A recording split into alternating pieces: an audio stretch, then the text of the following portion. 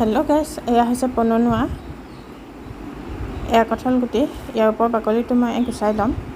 আৰু এয়া মাছ, মই পননুৱা আৰু মাছে বনাম। কঁঠাল গুটি বইল কৰি লৈছোঁ। এয়া অকণমান তেল দিছোঁ, তেল দি পেলাই মই মাছখিনি ফ্ৰাই কৰি ল'ম। তাৰপিছতে মাছখিনি মোৰ ফ্ৰাই কৰা হৈ গৈছে। তাৰপিছত এতিয়া মই ইয়াত দিম অকণমান পাঁচফোৰণ, পিঁয়াজ এটা মিহিকৈ কাটি লৈছোঁ, এটা জলকীয়া দি দিছোঁ। তাৰপিছত এইখিনি মই লৰাই দিছোঁ ধুনীয়াকৈ।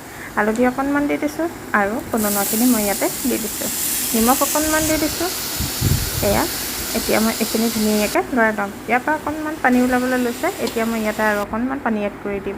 এতিয়া মই বইল কৰি থোৱা কঁঠাল গুটি আৰু আলুখিনি মই ইয়াতে এড কৰি দিছোঁ। এতিয়া মই ইয়াত অকণমান উতল অহালৈ মাছখিনি দি দিম। এইখিনি এতিয়া ধুনীয়াকৈ উতল আহি গৈছে, এইখিনি হৈ গৈছে। চেনেলটো যদি চাই ভাল পাইছে প্লিজ এটা লাইক কৰিব, শ্বেয়াৰ কৰিব আৰু ছাবস্ক্ৰাইব কৰিবলৈ নাপাহৰিব। এয়া মোৰ